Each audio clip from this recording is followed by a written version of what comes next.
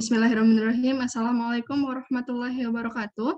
Yang terhormat Bapak Dr. Usep Saifuddin, SEMSAK, dan Ibu Dewi Sukmasari, SEMSC, sebagai dosen pengampu mata kuliah Akuntansi Keuangan Menengah 1, kelas B.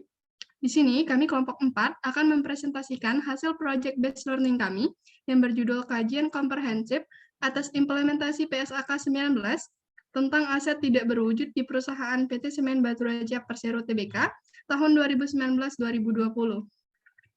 Sebelumnya, izinkan kami mengenalkan anggota kelompok kami yang terdiri dari saya sendiri, Meriana dengan ujung NPM 037, serta ketiga teman saya yang terdiri dari Nadia Destriantari dengan ujung NPM 005, Putri Handayani dengan ujung NPM 018, dan Rosa Hilya Robiah dengan ujung NPM 053.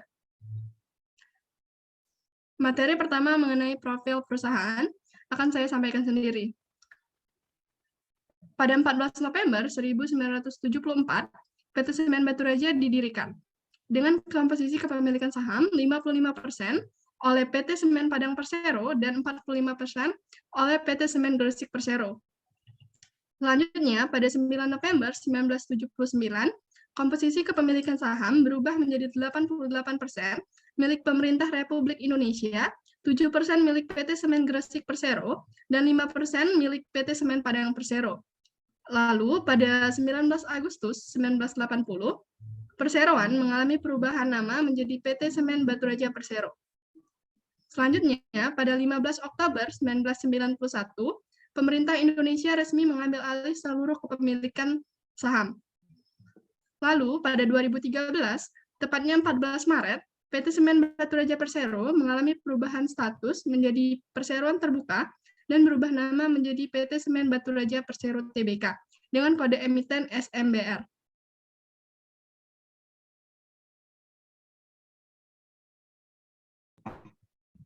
Baik, saya Rosa Hilya Robiah dengan akhir NPM 053 akan memaparkan materi selanjutnya yaitu mengenai overview laporan keuangan.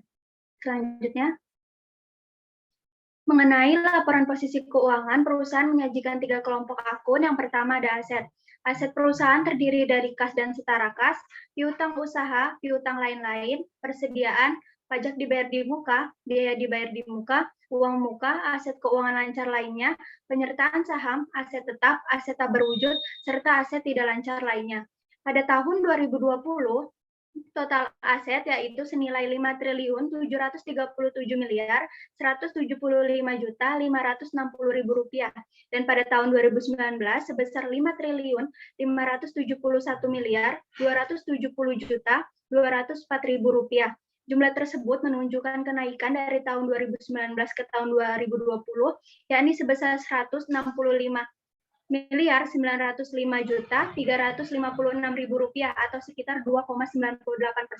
Kenaikan ini disebabkan oleh kenaikan jumlah aset lancar sebesar Rp58.942.673.000 dan kenaikan jumlah aset tidak lancar sebesar Rp106.962.683.000. Slide selanjutnya. Kelompok akun kedua yang disajikan yakni liabilitas. Liabilitas perusahaan terdiri dari utang usaha, utang jangka panjang, bagian jangka pendek, utang pajak, beban akrual, liabilitas imbalan kerja jangka pendek, liabilitas sewa jatuh tempo dalam 1 tahun, liabilitas jangka pendek lainnya, utang jangka panjang setelah dikurangi bagian jangka pendek, yakni pinjaman bank, liabilitas sewa, liabilitas pajak tanggungan, liabilitas imbalan kerja jangka panjang, serta utang development, provisi reklamasi, dan pasca tambang. Pada tahun 2020, total liabilitas sebesar Rp2.329.286.953.000. Jika dibandingkan tahun 2019 yang total liabilitasnya sebesar Rp2.878.977.112.000, terjadi kenaikan sebesar Rp240.309.841.000 atau sekitar 11,50%. Kenaikan ini disebabkan oleh kenaikan liabilitas jangka pendek sebesar Rp381.612.307.000. Slide selanjutnya. Dan kelompok akun terakhir yang disajikan yaitu ekuitas.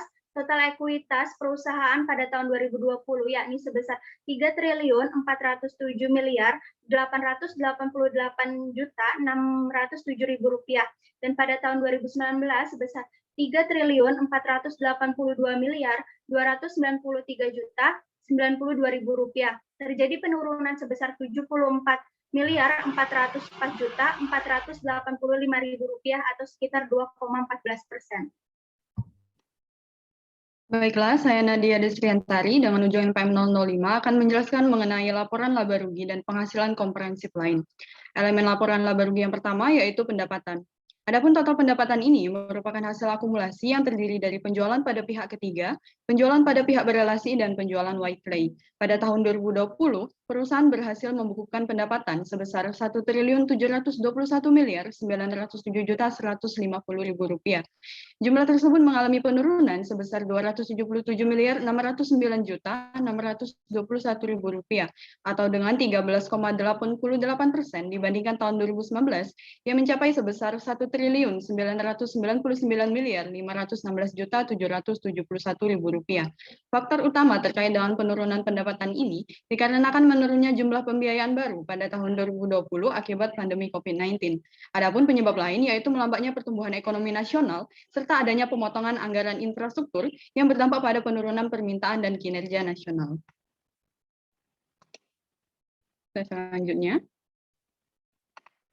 Selanjutnya mengenai beban. Total beban ini merupakan hasil akumulasi yang terdiri dari beban penjualan, beban umum dan administrasi, dan pendapatan atau beban operasi lainnya. Total beban perusahaan di tahun 2020 mencapai sebesar minus Rp505.020.418.000. Angka ini menunjukkan penurunan sebesar 21,21% dibandingkan tahun 2019 yang mencapai minus Rp640.944.463.000. Adapun penyebab penurunan total beban tersebut dikarenakan adanya penurunan nilai nominal beban penjualan serta beban umum dan penjualan di tahun 2020. Selanjutnya. Kemudian mengenai laba bersih, dapat kita lihat tabel yang berada di dalam slide. Laba bersih terdiri dari laba sebelum pajak penghasilan, beban pajak penghasilan, dan laba bersih tahun berjalan. Pada tahun 2020, perusahaan berhasil memperoleh laba bersih sebesar Rp10.981.673.000. Angka tersebut mengalami penurunan jika dibandingkan dengan tahun 2019 yang menghasilkan laba bersih sebesar Rp30.073.855.000. Maka jika dilakukan perhitungan, laba bersih perusahaan turun sebesar 63,48% yang tentunya dipengaruhi akibat dampak pandemi COVID-19 serta adanya penerapan PSAK nomor 71 yang menyebabkan komposisi beban naik karena adanya kenaikan jumlah biaya pencadangan piutang pembiayaan yang tidak selaras karena total pendapatan di tahun berjalan mengalami penurunan.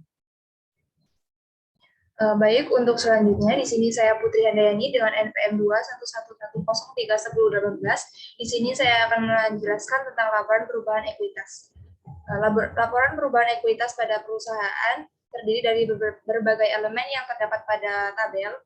Perubahan ekuitas perseroan menurun sebesar Rp74.484.484.000 atau sebesar 2,14% di tahun 2020. Hal ini terjadi seiring dengan menurunnya kemampuan perseroan dalam menghasilkan laba bersih di tahun berjalan.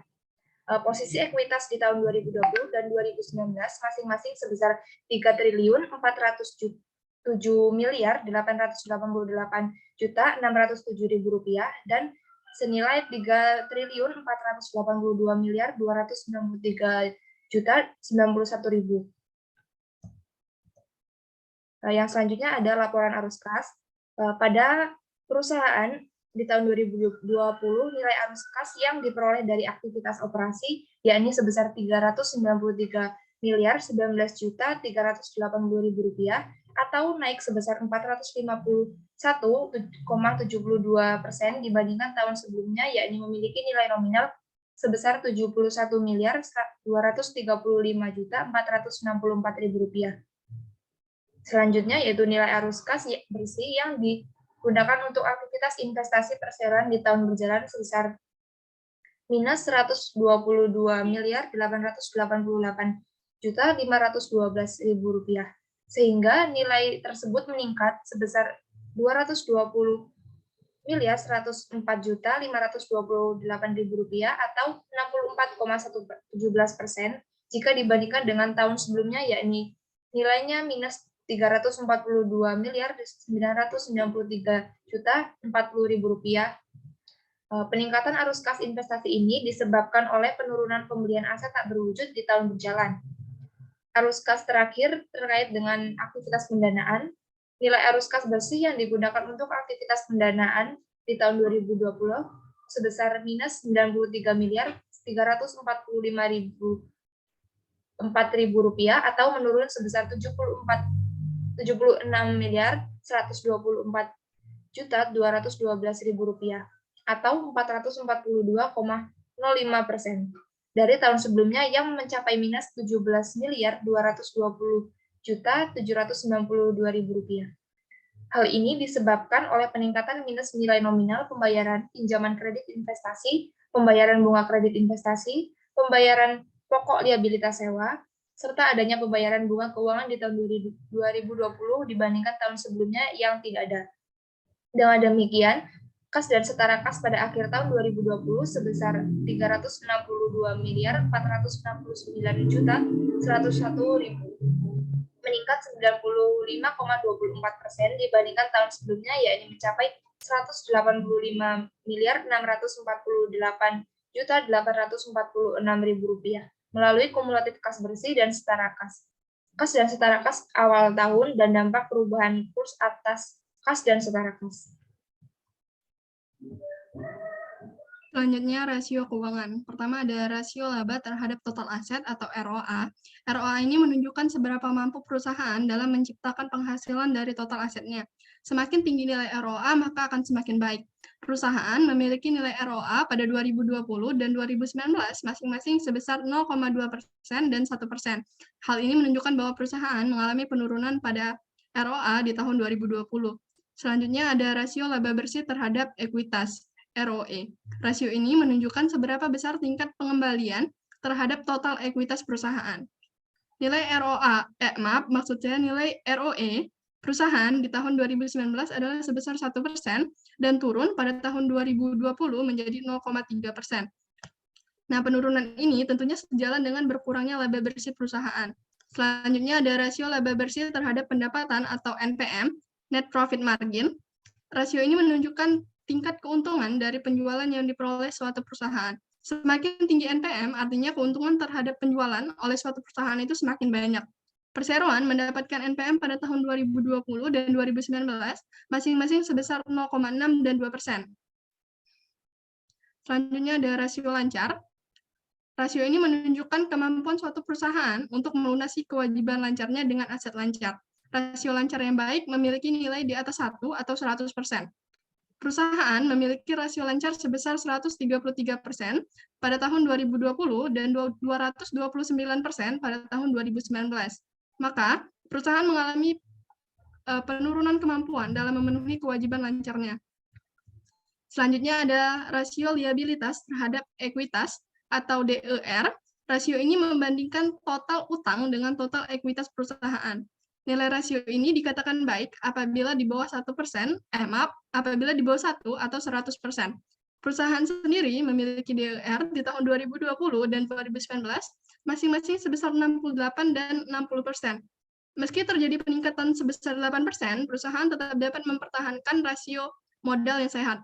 Selanjutnya ada rasio liabilitas terhadap aset atau DAR. DAR ini menggambarkan seberapa banyak utang dalam pembiayaan komponen aset perusahaan. Perusahaan memiliki DAR sebesar 41% di tahun 2020 dan 37% di tahun 2019. Dengan demikian, perusahaan memiliki risiko utang yang semakin tinggi.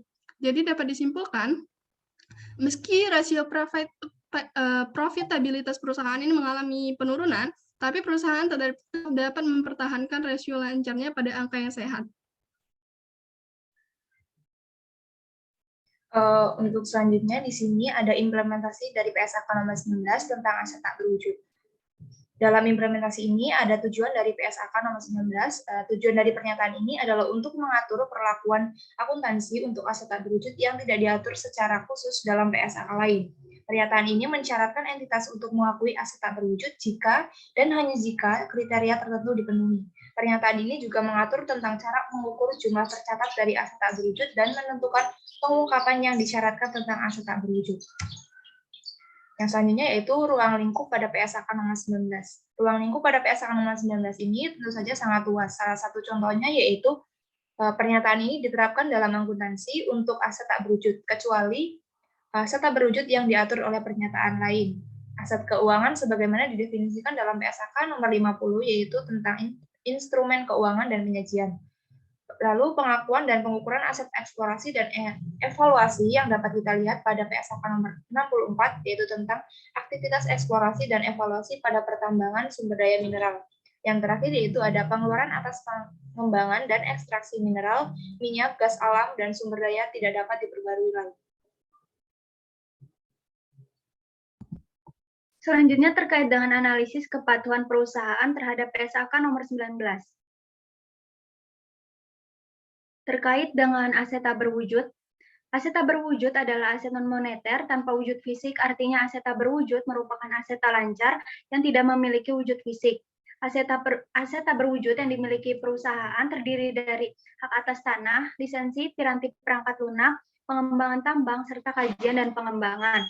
Pada tahun 2020, aset tak berwujud perusahaan yakni senilai 241.077.027.027.000 rupiah. Sedangkan pada tahun 2019 yakni 176.911.702.000 rupiah. Terjadi kenaikan sebesar 64.165.325.000 rupiah atau sekitar 36,27%.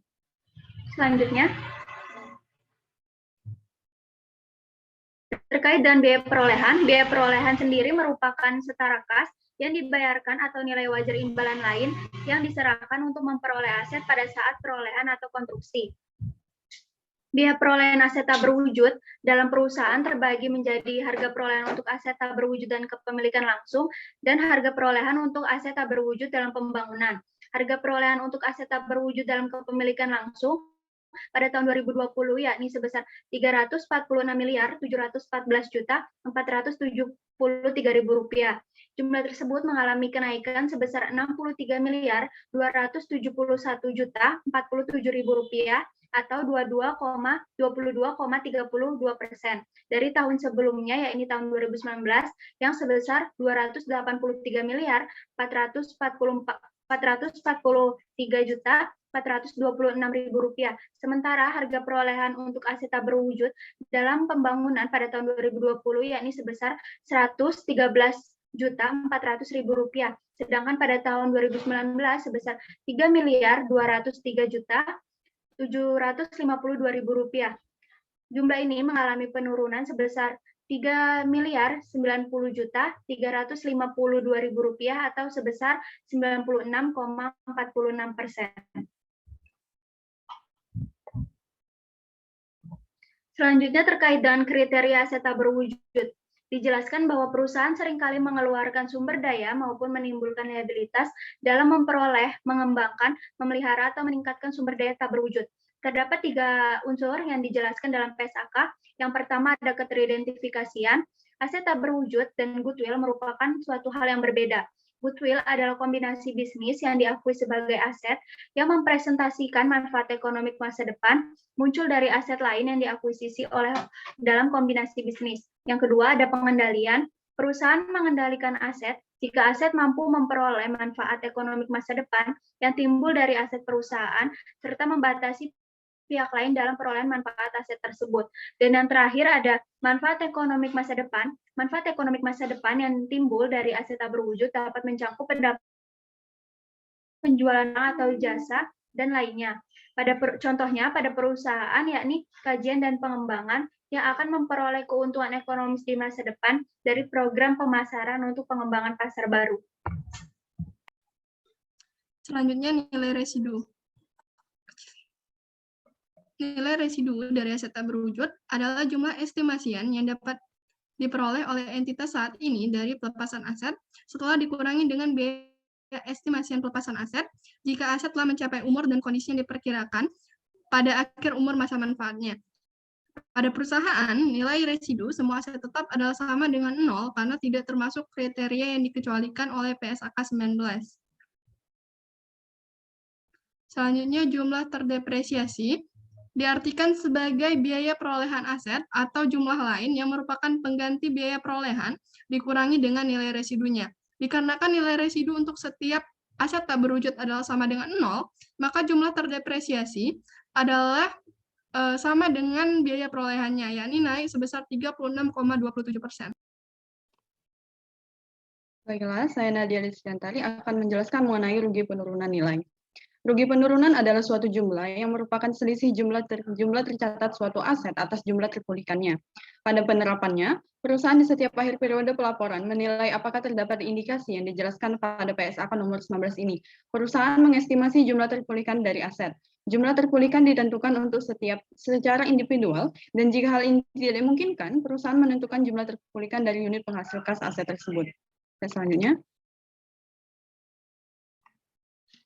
mengenai keterpulihan jumlah tercatat dari rugi penurunan nilai. Penurunan nilai aset tak berwujud menerapkan PSAK nomor 48 bahwa penurunan nilai aset yang menerangkan kapan dan bagaimana perusahaan menelaah jumlah tercatat aset, bagaimana menentukan jumlah terpulihkan aset, serta kapan entitas membalik rugi penurunan nilai.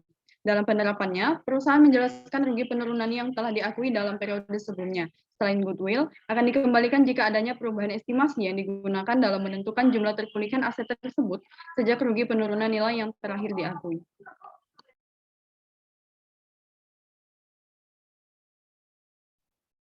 Untuk selanjutnya ada pengakuan dan pengukuran.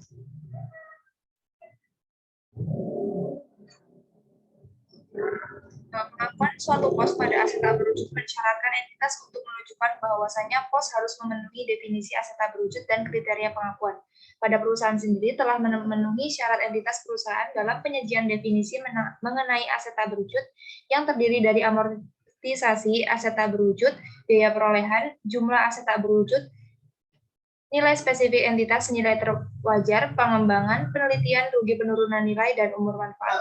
Namun, pada perusahaan tidak menyajikan atau dijelaskan secara rinci penjelasan terkait dengan pengakuan pada aset tak berwujud yang diperoleh secara terpisah, pengakuan aset tak berwujud dari perolehan kombinasi bisnis, serta pengukuran awal aset tak berwujud dari hibah pemerintah. Menurut PSAK, dijelaskan bahwa aset tak berwujud pada awalnya diakui sebesar biaya perolehan. Pada penerapannya dalam perusahaan, penyajian aset tak berwujud awalnya diakui sebesar biaya perolehan, yakni sebesar Rp346.827.873.000 di tahun 2020 atau naik 0,43%. Dibandingkan pada tahun 2019 sebesar Rp241.647.178.000. Harga yang perolehan terpisah, menurut PSAK, harga yang dibayarkan oleh entitas untuk perolehan terpisah aset tidak berwujud mencerminkan probabilitas manfaat ekonomi masa depan aset yang diperoleh entitas. Biaya perolehan di tahun 2020 sebesar Rp346.827.873.000. Lalu di tahun 2019 sebesar Rp241.647.178.000 yang merupakan harga yang terdiri dari harga beli dan biaya yang dapat diatribusikan secara langsung dalam mempersiapkan aset untuk digunakan sesuai dengan intensinya. Contoh biaya yang termasuk dari biaya yang dapat diatribusikan menurut PSAK, yakni biaya imbalan kerja, fee profesional, dan biaya pengujian aset berfungsi baik. Namun, dari biaya-biaya tersebut tidak disajikan dan dijelaskan secara rinci oleh perusahaan. Baiklah, selanjutnya saya akan menjelaskan mengenai akuisisi sebagai bagian dari kombinasi bisnis. Aset tak berwujud yang diperoleh dalam kombinasi bisnis, biaya perolehan aset tak berwujud adalah nilai wajar aset pada tanggal akuisisi. Pada tahun 2020, perusahaan tidak melakukan akuisisi, sehingga informasi tentang ini tidak dapat disajikan dalam laporan ini. Selanjutnya mengenai aset tak berwujud yang diperoleh dalam kombinasi bisnis. Jika aset tak berwujud diperoleh dari kombinasi bisnis dapat dipisahkan atau timbul dari hak kontraktual atau hak hukum lain, maka tersedia informasi yang lengkap untuk mengukur nilai wajar aset. Pada perusahaan ini tidak disajikan mengenai aset tak berwujud yang diperoleh dalam kombinasi bisnis, sehingga informasi mengenai ini tidak dapat dilaporkan. Selanjutnya. Kemudian mengenai pengeluaran selanjutnya atas proyek penelitian dan pengembangan yang sedang dalam proses. Pengeluaran penelitian dan pengembangan yang berhubungan dengan proyek penelitian dan pengembangan yang sedang dalam proses yang diperoleh secara terpisah dan diakui sebagai aset tak berwujud dan setelah akuisisi proyek tersebut. Pada perusahaan ini, pengembangan terbagi menjadi pengembangan tambang dengan kepemilikan langsung dan pengembangan tambang dalam pembangunan. Jumlah pengembangan tambang dengan kepemilikan langsung pada tahun 2019 adalah sebesar Rp27.419.413.000, sedangkan pada tahun 2020 dilaporkan sebesar Rp130.242.969.000. Dari angka tersebut dapat disimpulkan bahwa jumlah pengembangan tambang secara keseluruhan mengalami peningkatan sebesar 380,26%. Sementara itu, jumlah pengembangan tambang dalam pembangunan tahun 2019 adalah sebesar Rp3.203.752.000. Sedangkan pada tahun 2020, jumlah tersebut direklasifikasikan ke dalam pengembangan tambang dengan kepemilikan langsung sehingga menjadi Rp113.400.000. Selanjutnya mengenai akuisisi melalui hibah pemerintah. Dijelaskan dalam beberapa kasus, aset tak berwujud dapat diperoleh melalui hibah pemerintah. Hal tersebut terjadi jika pemerintah memindahkan atau mengalokasikan aset tak berwujud ke entitas seperti hak untuk mendarat di bandar udara, hak impor, hak kuota, dan lainnya. Perusahaan tidak menyajikan informasi mengenai pembahasan akuisisi melalui hibah pemerintah karena telah dijelaskan bahwa perusahaan pada tahun 2020 tidak melakukan akuisisi. Selanjutnya, terkait dengan pertukaran aset, salah satu aset tak berwujud mungkin diperoleh dalam pertukaran dengan aset moneter atau aset non-moneter atau aset moneter dan aset non-moneter. Pada perusahaan tidak disajikan dan dijelaskan mengenai pertukaran aset dari komponen aset tak berwujud yang terdiri dari hak atas tanah, lisensi, piranti perangkat lunak, pengembangan tambang, dan kajian serta pembangunan. Selanjutnya, goodwill yang dihasilkan secara internal. Goodwill yang dihasilkan secara internal tidak diakui sebagai aset, karena goodwill tersebut bukan merupakan suatu sumber daya yang teridentifikasi, atau tidak dapat dipisahkan dan tidak timbul dari hak kontraktual atau hak hukum lain yang dikendalikan oleh entitas dan dapat diukur secara andal biaya perolehannya. Pada perusahaan menyatakan selisih antara nilai wajar imbalan yang dibayar dan bagian yang diakuisisi atas nilai tercatat aset neto entitas anak dicatat pada ekuitas perusahaan.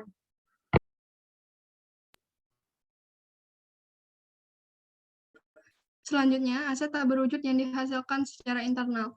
Entitas mengklasifikasikan proses dihasilkannya aset tak berwujud menjadi dua tahap, yakni tahap penelitian dan tahap pengembangan. Pertama ada tahap penelitian. Penelitian merupakan penyelidikan asli dan terencana yang dilaksanakan dengan harapan memperoleh pembaharuan pengetahuan dan pemahaman teknis atas ilmu yang baru. Pada perusahaan, tahap penelitian ini tidak dijelaskan secara rinci, namun dijadikan satu pada kajian dan pengembangan, pada tahap pengembangan. Selanjutnya, tahap pengembangan.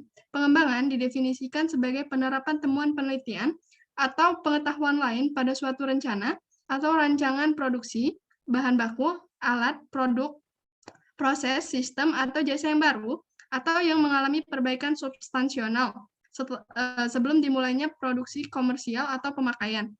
Dapat kita lihat pada gambar bahwa perusahaan mengklasifikasikan pengembangan menjadi pengembangan tambang dengan kepemilikan pada 2019 adalah sekitar 27 miliar, sedangkan pada tahun 2020 adalah sekitar 130 miliar.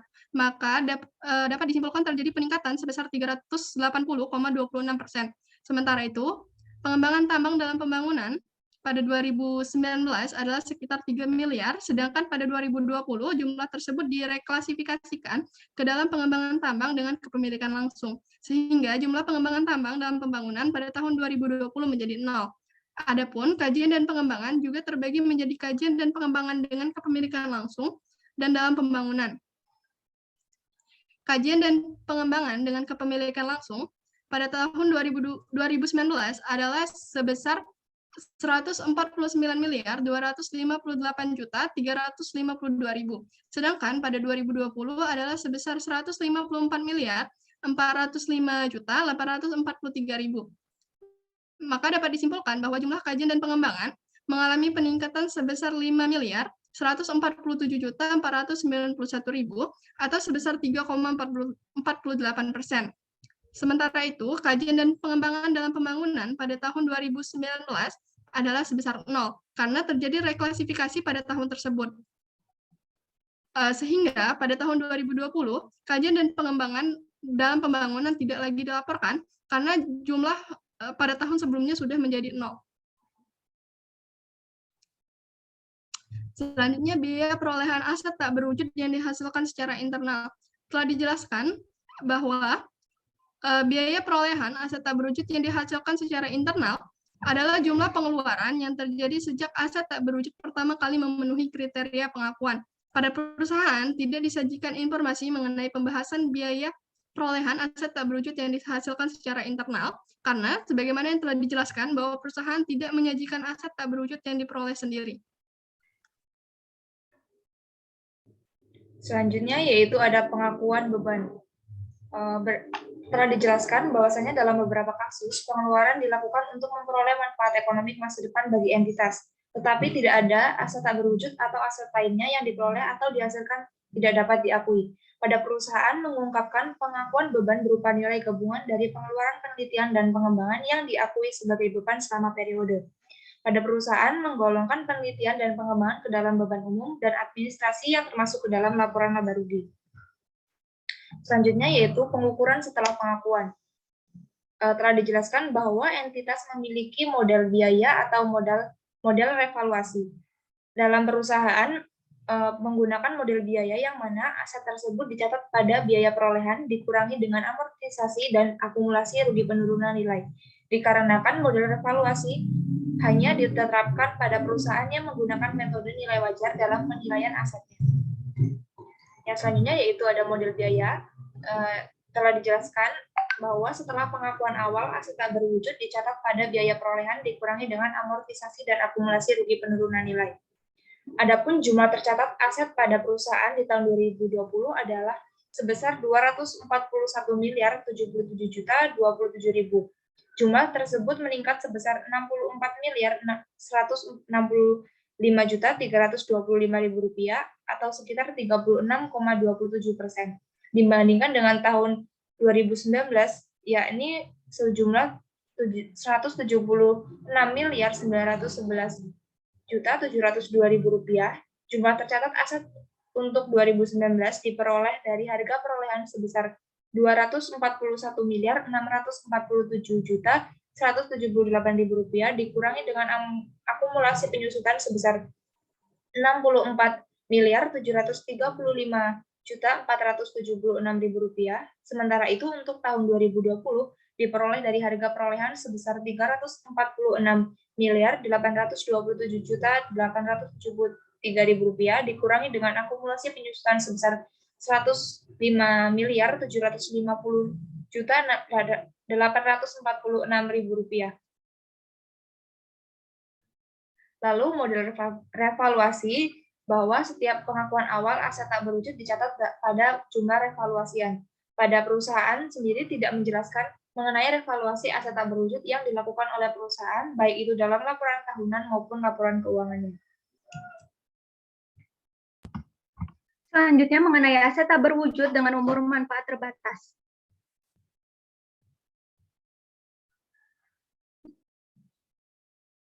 Selanjutnya, dijelaskan bahwa jumlah terdepresiasi dialokasikan selama umur manfaatnya. Adapun metode yang dapat digunakan, yakni metode garis lurus, saldo menurun, dan metode unit produksi. Perusahaan memiliki 3 aset tak berwujud dengan umur manfaat terbatas. Yang pertama ada hak atas tanah dengan umur manfaat 30 tahun, lisensi dengan umur manfaat 5 tahun, dan piranti atas perangkat lunak dengan umur manfaat 4 tahun. Selanjutnya, terkait dengan amortisasi, amortisasi adalah alokasi sistematis jumlah terdepresiasi aset tak berwujud selama umur manfaatnya. Perusahaan menerapkan amortisasi pada aset tak berwujud yang dimilikinya. Adapun metode amortisasi yang digunakan oleh perusahaan, yakni metode garis lurus. Akumulasi amortisasi pada tahun 2020 ya ini sebesar 105 miliar 750 juta 846.000 rupiah. Sedangkan pada tahun 2019 yakni sebesar 64 miliar 735 juta 476.000 rupiah. Terjadi kenaikan sebesar 41 miliar 15 juta 370.000 rupiah atau sekitar 63,36%. Selanjutnya, dijelaskan mengenai umur manfaat, yaitu aset tak berwujud. Dijelaskan bahwa umur manfaat adalah periode suatu aset yang diperkirakan dapat digunakan oleh entitas atau jumlah produksi atau unit serupa yang diperkirakan akan diperoleh dari suatu aset oleh entitas. Adapun umur aset tak berwujud yang dimiliki perusahaan, yakni yang pertama ada hak atas tanah dengan umur manfaat 30 tahun, lisensi dengan umur manfaat 5 tahun, piranti perangkat lunak dengan umur manfaat 4 tahun, sedangkan pengembangan tambang dan kajian dan pengembangan mempunyai umur manfaat tidak terbatas. Selanjutnya saya akan menjelaskan mengenai aset tak berwujud dengan umur manfaat tidak terbatas. Selanjutnya, aset tak berwujud dengan umur manfaat tidak terbatas tidak diamortisasi. Contoh dari perusahaan ini yaitu kajian dan pengembangan, karena aset tak berwujud ini tidak dapat diamortisasi. Kemudian dalam catatan atas laporan keuangannya, perusahaan menjelaskan jumlah terpulihkan adalah jumlah yang lebih tinggi antara nilai wajar dikurangi biaya pelepasan dibandingkan dengan nilai pakainya. Selanjutnya. Kemudian mengenai penilaian umur manfaat. Perusahaan menjelaskan pada setiap akhir periode pelaporan selalu menilai apakah terdapat indikasi bahwa aset mengalami penurunan nilai. Jika terdapat indikasi tersebut, perusahaan mengestimasi jumlah terpulihkan dari aset tersebut. Jumlah yang terpulihkan ditentukan untuk setiap aset secara individual, dan jika hal ini tidak dimungkinkan, perusahaan menentukan jumlah terpulihkan dari unit penghasil kas aset tersebut.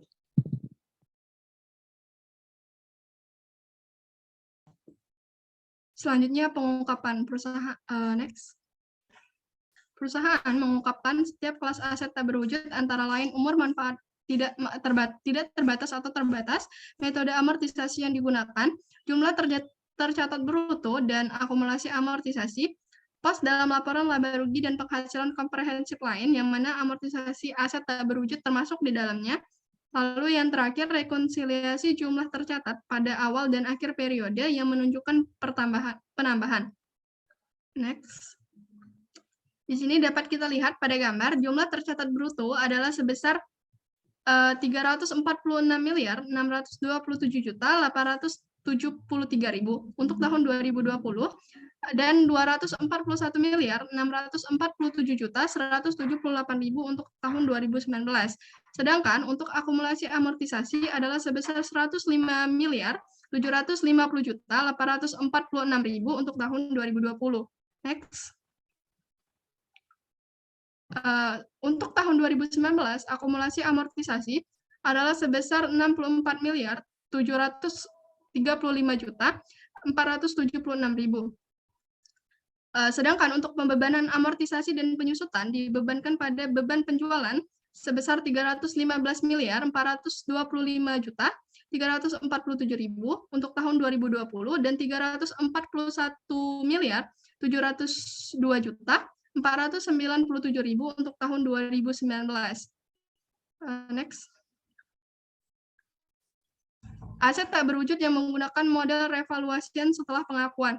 Jika aset tak berwujud dicatat pada jumlah revaluasian, maka perusahaan harus mengungkapkan berdasarkan kelas aset tak berwujud, berupa tanggal efektif revaluasi, jumlah tercatat aset tak berwujud yang direvaluasi, dan jumlah tercatat yang akan diakui jika aset tak berwujud diukur dengan model biaya perolehan setelah pengakuan awal. Serta jumlah surplus revaluasi pada awal dan akhir periode. Seperti yang telah disebutkan sebelumnya, perusahaan tidak menggunakan model revaluasi dalam menilai aset tak berwujudnya, sehingga tidak terdapat jumlah revaluasian yang diakui dalam laporan keuangan. Next. Pengeluaran, penelitian, dan pengembangan. Disebutkan bahwa perusahaan mengungkapkan nilai gabungan dari pengeluaran, penelitian, dan pengembangan yang diakui sebagai beban selama periode. Dapat kita lihat pada gambar bahwa perusahaan menggolongkan penelitian dan pengembangan ke dalam beban umum dan administrasi pada laporan laba rugi, sebesar 2.070.433.000 untuk tahun 2020 dan 3.037.711.000 untuk tahun 2019.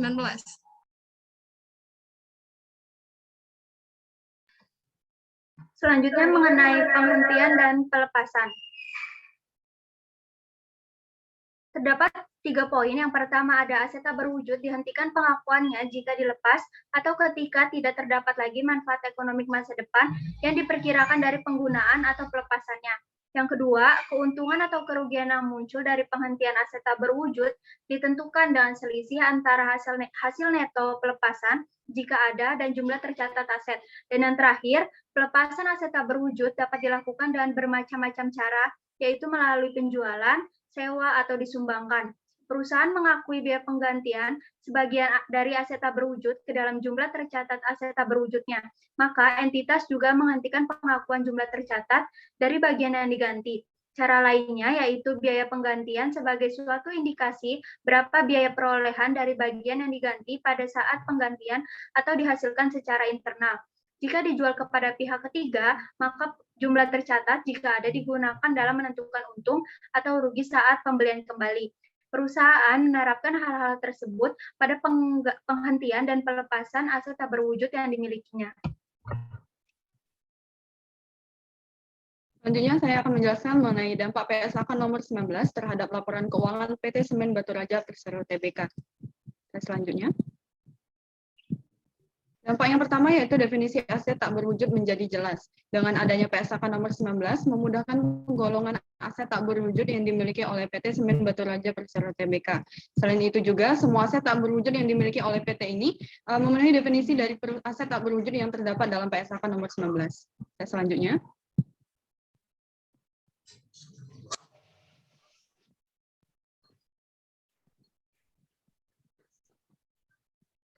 Kemudian dampak yang kedua yaitu kriteria aset tak berwujud memudahkan pengakuannya. Aset tak berwujud yang dimiliki oleh PT Semen Baturaja Persero Tbk memenuhi kriteria yang tercantum dalam PSAK nomor 19 karena aset-aset tak berwujudnya memiliki potensi untuk menghasilkan manfaat ekonomi di masa depan dan biaya perolehan dari aset tak berwujudnya secara andal. Dampak yang ketiga yaitu pencatatan dan perhitungan aset tak berwujud. Yang pertama yaitu memudahkan pada PT Semen Baturaja untuk melakukan pencatatan dan menghitung jumlah aset tak berwujudnya, sehingga memudahkan para investor dan pihak-pihak lain yang berkepentingan untuk mendapatkan informasi terkait dengan aset tak berwujud yang dimiliki oleh perusahaan. Dampak yang terakhir yaitu metode amortisasi aset tak berwujud. Sesuai dengan PSAK, perusahaan dalam menghitung amortisasi aset tak berwujudnya menggunakan salah satu metode yang disebutkan dalam PSAK tersebut, yaitu metode garis lurus. Adapun keuntungan dari metode garis lurus adalah lebih mudah untuk digunakan dan diaplikasikan serta lebih mudah dalam menentukan dan menghitung tarif penyusutan aset tak berwujudnya. Baik, itu dia presentasi PBL dari kelompok kami. Maka dapat disimpulkan bahwa perusahaan PT Semen Baturaja Persero Tbk ini telah secara patuh menerapkan PSAK 19 tentang aset tak berwujud pada laporan keuangan mereka. Dampak dari penerapan PSAK 19 ini adalah definisi aset tak berwujud menjadi jelas, adanya kriteria yang disebutkan dalam PSAK, memudahkan pengakuan aset tak berwujud, pencatatan dan perhitungan aset tak berwujud menjadi jelas, serta adanya metode-metode amortisasi yang diizinkan PSAK menjadikan laporan keuangan lebih informatif dan teratur. Adapun saran yang dapat kami berikan kepada perusahaan adalah agar perusahaan memberikan penjelasan lebih terperinci mengenai amortisasi aset tak berwujud yang digunakan dan bukan digabungkan dengan penjelasan aset tetap sehingga tidak menimbulkan kebingungan. Di samping itu, perusahaan juga hendaknya menyampaikan secara eksplisit bahwa pos kajian dan pengembangan serta pengembangan tambang memiliki masa manfaat yang tidak terbatas, tetapi diuji penurunan nilai setiap tahun.